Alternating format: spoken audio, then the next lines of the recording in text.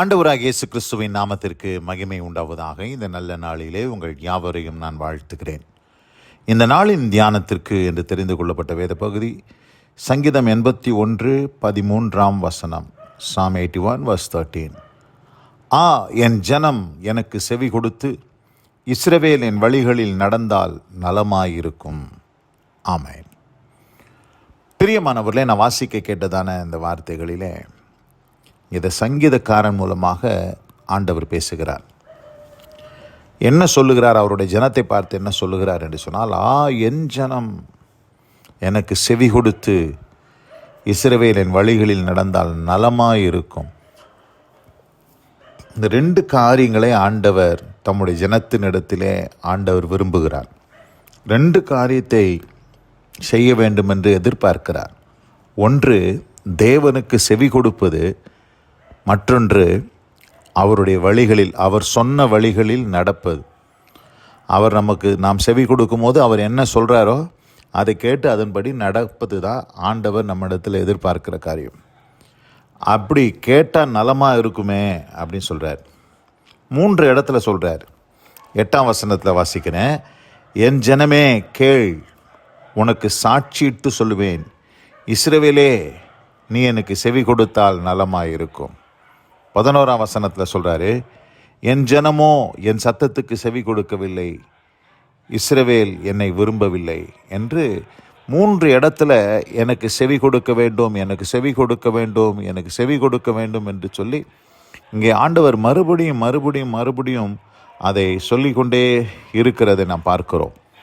இப்படி செவி கொடாமல் போனது நிமித்தம் ஆண்டவர் அவர்களை என்ன செய்தாராம்? 12 சொல்லுது, ஆகையால் அவர்களை அவர்கள் இருதயத்தின் கடினத்திற்கு விட்டுவிட்டேன், தங்கள் யோசனையின்படியே நடந்தார்கள். ஆண்டவர் பாருங்க, ஜனங்களை இவங்க செவி கொடுப்பாங்களா, நான் சொல்கிற சத்தத்தை கேட்டு அதன்படி நடப்பாங்களா அப்படின்னு சொல்லி எதிர்பார்த்து ஆண்டவரும் சோர்ந்து போய் ஜனங்களை அவருடைய இருதய கடினத்திற்கு ஏற்றாற்போல் அவர்களை விட்டுவிட்டார். அவர்கள் அவர்களுடைய யோசனையின்படி நடந்துட்டு அவங்க பார்த்திங்கன்னா பலவிதமான பிரச்சனையில் மாட்டிக்கிட்டாங்க. பலவிதமான துன்பத்தின் ஊடாக அவர்கள் கடந்து செல்ல வேண்டிய விபரீதங்களை சந்திக்க ஆரம்பித்தார்கள். அப்பொழுதுதான் 3ஆம் விசையாக ஆண்டவர் சொல்கிறார், என் ஜனம் எனக்கு செவி கொடுத்து இஸ்ரவேலின் வழிகளில் நடந்தால் நலமாயிருக்கும் என்று சொல்லிட்டு 14 சொல்கிறார், நான் சீக்கிரத்தில் அவர்கள் எதிராளிகளை தாழ்த்தி என் கையை அவர்கள் சத்துருகளுக்கு விரோதமாய் திருப்புவேன். எப்போ? என் ஜனம் எனக்கு செவி கொடுத்து நான் அவர்களுக்கு சொன்ன அந்த வழிகளிலே அவர்கள் நடந்தால் அவர்களுடைய எதிராளிகளை சீக்கிரத்திலே நான் அவர்கள் எதிராளிகளை தாழ்த்துவேன் என்று சொல்கிறார்.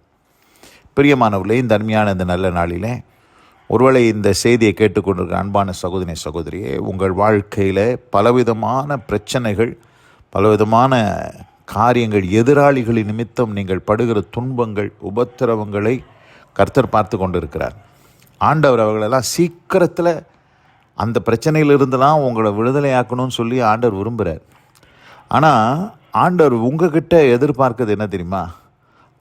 என் ஜனம் எனக்கு செவி கொடுத்து இஸ்ரவேல் என் வழிகளில் நடந்தால் நலமாயிருக்கும் என்கிற அந்த 2 காரியத்தை தான் ஆண்டவர் உங்களிடத்தில் எதிர்பார்க்கிறார். இன்றைக்கு நீங்கள் ஒன்று செய்யுங்க, ஆண்டவருடைய வார்த்தைக்கு கீழ்ப்படிங்க. ஆண்டவர் என்ன சொல்ல விரும்புகிறாரோ அந்த சத்தத்துக்கு செவி கொடுங்க. செவி கொடுத்து அவர் காண்பிக்கும் வழியிலே நீங்கள் நடந்து பார்ப்பீர்களானால் நிச்சயமாகவே உங்கள் எதிராளிகளை, உங்கள் பிரச்சனைகளை, உங்களுக்கு உண்டாயிருக்கிற எல்லா போராட்டங்களையும் ஆண்டவர் தாழ்த்தி அவர் சொல்கிறார், என் கையை அவர்கள் சத்துருக்களுக்கு விரோதமாக திருப்புவேன் என்று சொல்கிறார். அப்பொழுது கர்த்தரை பகைக்கிறவர்கள் அவருக்கு எச்சகம் பேசி அடங்குவார்கள். அவருடைய காலம் என்னென்றைக்கும் இருக்கும். உச்சிதமான கோதுமையினால் அவர்களை போஷிப்பார், கண்மலையின் தேனினால் உன்னை திருப்தியாக்குவேன் என்று சொல்கிறார்.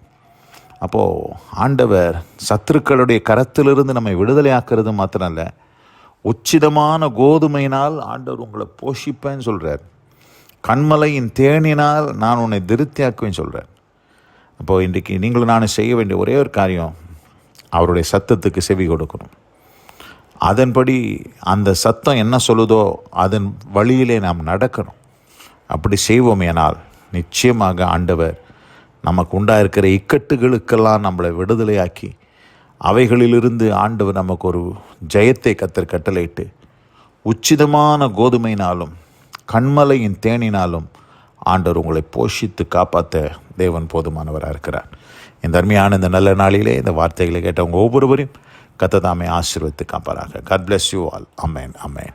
நாம் ஜெபிப்போம். எங்கள் அதிகமாய் நேசிக்கிற எங்கள் அன்பின் பரலோக பிதாவே, என் ஜனம் எனக்கு செவி கொடுத்து இஸ்ரவேல் என் வழிகளில் நடந்தால் நலமாயிருக்கும் என்று சொன்ன உம்முடைய வார்த்தையின்படி ஆண்டவரே, உம்முடைய ஜனத்தினிடத்தில் நீர் எதிர்பார்க்கிற இந்த காரியத்தை இந்த நாளிலே நீர் பேசினதற்காக ஸ்தோத்திரம். ஆண்டவரே, உம்முடைய ஜனம் உம்முடைய வார்த்தைக்கு செவி கொடுத்து ஆண்டவரே, நீர் காண்பிக்கும் வழியிலே அவர்கள் நடக்கத்தக்கதாய் இந்த நாளிலே நீர் அவர்களோடு இடைப்பட்டீரதற்காய் நன்றி. அவருடைய எதிராளிகளை சீக்கிரத்திலே தாழ்த்துவீராக. உச்சிதமான கோதுமையினாலும் கண்மலையின் தேனினாலும் அவர்களை நீர் திருப்தியாக்கும்படி நாங்கள் மன்றாடி ஜெபிக்கிறோம். ஆசீர்வதியும். இயேசு கிறிஸ்துவின் வல்ல நாமத்தில் பிதாவே. ஆமேன் ஆமேன்.